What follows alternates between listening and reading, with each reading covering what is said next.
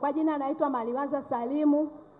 Namshukuru Mwenyezi Mungu aliyetuletea malaika wake. Maana nasema ni malaika kwa sababu tunateseka, sasa mimi ni kwamba tuna eneo letu pale TANESCO Gonja. Ile TANESCO Gonja walipewa selusi na baba, wakajenga Kisabo station. Hicho walipewa, hatuna neno nacho. Tumekaa kama miaka 10 na wanakuja wageni wanasema sisi hili eneo ni la kwetu. Nikamwambia ile eneo sio la kwetu, bali hapa mlipewa, wala hatuwadai, japokuwa hamna risiti, hatuwadai kwa sababu baba yetu alifanyaje, aliwapa. Lakini huku pengine jamani, asema basi kama ni hivyo mama, ngoja tutafanya utaratibu tupate ukweli. Ukweli ukafanyika. Ukweli ulipofanyika wakaambiwa kwamba hili eneo ni la mzazi wangu na mimi ndio mtoto mkubwa niliyeachwa, maskini wa Mungu. Kwa hiyo wakarizia,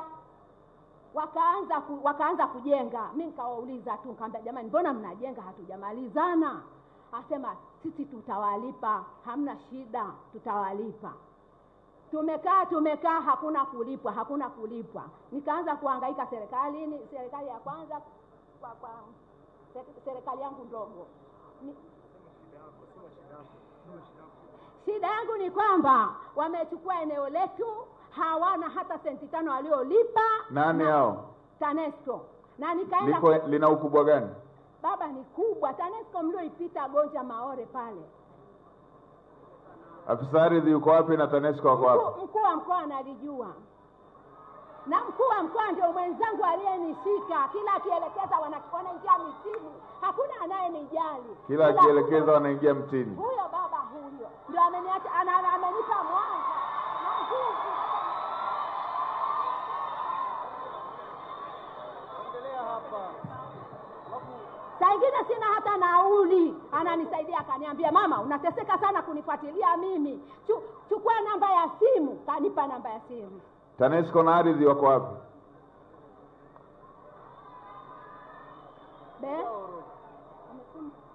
Nimeshakuelewa. Nawaita watu wa TANESCO na watu wa ardhi. Mtu wa TANESCO yuko wapi? TANESCO, kwa nini mmechukua eneo la huyo mama bila kulipa fidia?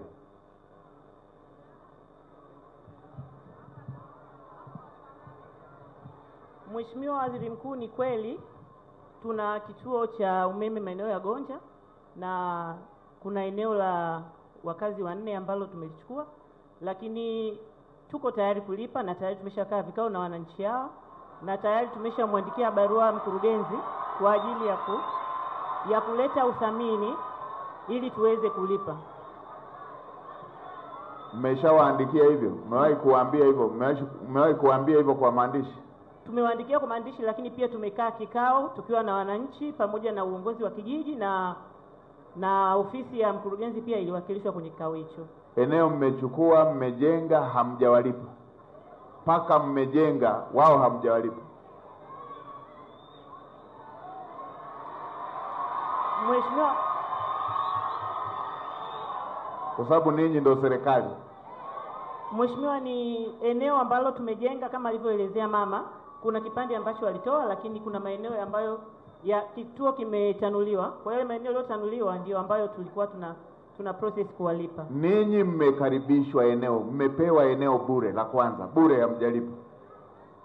Na la pili mmejichukulia, mmeanza kujenga, wao hamjawapa. Ninyi mnaona ni sawa tu?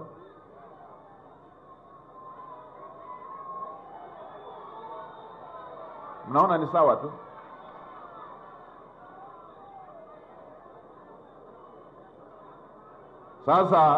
Sasa mnapofanya tathmini mlipie mpaka na lile mlilopewa bure.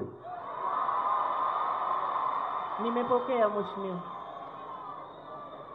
Haya mambo ndio yanayoudhi wananchi. Mwananchi anajitolea eneo lake kwa moyo wa kupenda maendeleo. Mnaenda na lingine mnachukua bila hata kumlipa hata kwa awamu. Hebu muangalie huyo mama alivyojilinganisha na wewe.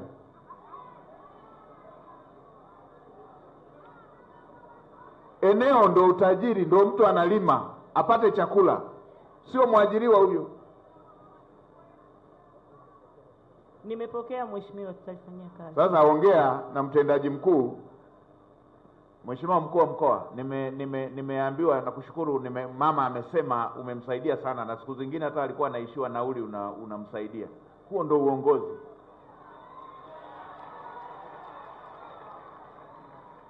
Sasa Mheshimiwa mkuu wa mkoa, mama andikisha nipate namba yako ya simu. Andikisha hapo kwa wasaidizi wangu nipate namba yako ya simu, nitalifuatilia mwenyewe.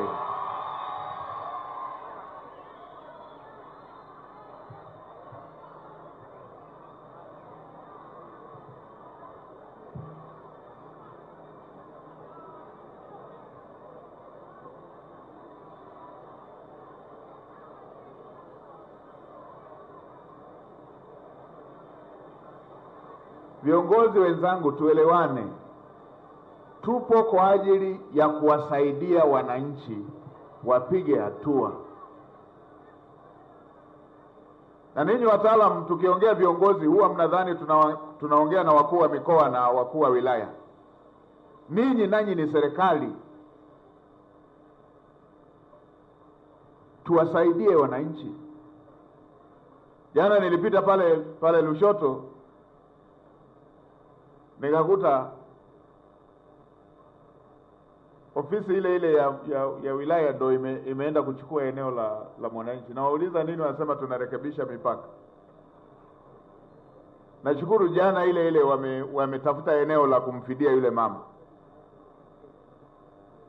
Sasa ongeni na watu wa ardhi. Kama mnalipa fidia ya eneo ya fedha, lipeni eneo la fidia ya fedha haraka. Kama mnaongea na wenzenu wa ardhi na mkuu wa wilaya msaidiane nao. Kama mnatafuta eneo linalolingana, muwape waendelee kulima linalolimika, mmalize hilo. Daktari Samia Suluhu Hassan ametuelekeza kwamba hata kama yeye anahamasisha uwekezaji, anahamasisha miradi ya maendeleo, eneo halali la Mtanzania lisichukuliwe bure. Haya ni maelekezo ya Mheshimiwa Rais. Eneo la Mtanzania ndio mali yake, halali kabisa, anamiliki kwa uhalali, kwa haki, lisichukuliwe bure. Huo ndio urithi wake.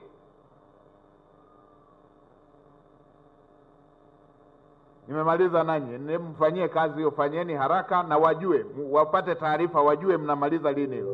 Haya.